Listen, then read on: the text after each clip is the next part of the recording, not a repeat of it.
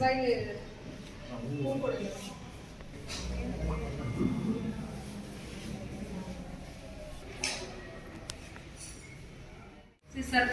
ಮಾಡುವಂತ ಕೆಲವೊಂದು ಕಾರ್ಯಕ್ರಮಗಳು ಎಷ್ಟು ಸುಂದರವಾಗಿದೆ ಮತ್ತೆ ಎಷ್ಟು ಚೆನ್ನಾಗಿದೆ ಅಂತ ಅನ್ನೋದಕ್ಕೆ ಇದು ಒಂದು ಉದಾಹರಣೆ ಅಂತ ಹೇಳ್ಬೋದು. ಪ್ರತಿಯೊಂದು ಜಯಂತಿಯಲ್ಲಿ ಅದೇ ಆದ ಒಂದು ಮಹತ್ವಗಳಿದೆ.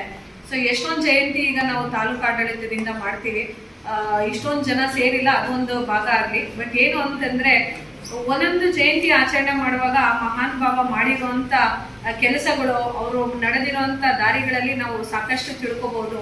ಈಗ ಅಂಬೇಡ್ಕರ್ ಜಯಂತಿ ಅಂದ್ರೆ ಅವರು ಸಂವಿಧಾನ ರಚನೆಯಲ್ಲಿ ಹೇಗೆ ಮಾಡಿದ್ರು, ಭಗೀರಥ ಜಯಂತಿಯಲ್ಲಿ ಅವರು ಯಾವ ತರ ಅವ್ರು ಸೇವೆ ಮಾಡಿದ್ರು, ಬಸವಣ್ಣ ಜಯಂತಿಯಲ್ಲಿ ನಾವು ಅವರು ಯಾವ್ಯಾವ ತರ ವಚನಗಳು, ಜಾತಿ ನಿಂದನೆ ಆಗಿರುವಂತವ್ರಿಗೆ ಹೇಗೆ ಮೇಲೆ ತರೋದಿಕ್ಕೆ, ಸಮಾಜ ಸುಧಾರಣೆ ಮಾಡೋದಿಕ್ಕೆ ಮಾಡಿದ್ರು ಅಂತ ಹೇಳ್ತಾ ಬಂದಾಗ, ಕೆಂಪೇಗೌಡ ಜಯಂತಿ ಅಂತ ನಾವು ಆಚರಣೆ ಮಾಡಿದಾಗ ಕೆಂಪೇಗೌಡರು ನಾಡನ್ನ ಬೆಳೆಸೋದಿಕ್ಕೆ, ಮುಂದಿನ ನಮ್ಮ ಜನರಿಗೆ ಅನುಕೂಲ ಆಗಂತ ಒಂದು ನಾಡು ಕಟ್ಟಬೇಕು ಅನ್ನೋದಕ್ಕೆ ಏನೇನು ಬೇಕು, ಹೇಗೆ ಬೇಕು ಅಂತ ಅಂದ್ಬಿಟ್ಟು ಅವರು ಆಗಿನ ಕಾಲದಲ್ಲಿ ಯೋಚನೆ ಮಾಡಿ ಕಟ್ಟಿರೋಂಥ ವಿಚಾರಗಳು, ಅವರು ಮಾಡಿರೋಂಥ ವಿಚಾರಗಳು, ನಡೆದಂಥ ವಿಚಾರಗಳು ತುಂಬಾ ಸರಳವಾಗಿ, ತುಂಬಾ ಅರ್ಥಪೂರ್ಣವಾಗಿ ಹೇಳ್ಕೊಟ್ಟಿದ್ದಾರೆ ಖಲೀಲುಲ್ಲಾ ಅವರು.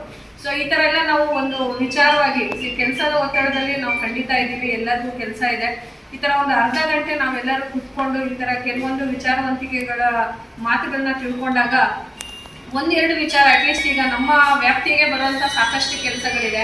ಈಗ ಕೆರೆ ಒತ್ತುವರಿಗಳಿರ್ತವೆ, ಈಗ ನಮ್ಮ ಸುತ್ತಮುತ್ತ ಇರುವಂತ ಡ್ಯಾಮ್ಸ್ ಅಭಿವೃದ್ಧಿ ಪಡಿಸುವಂಥದ್ದು, ರಸ್ತೆ ಮಾಡುವಂಥದ್ದು, ಬೇರೆ ಬೇರೆ ಕೆಲಸಗಳಿರುತ್ತೆ.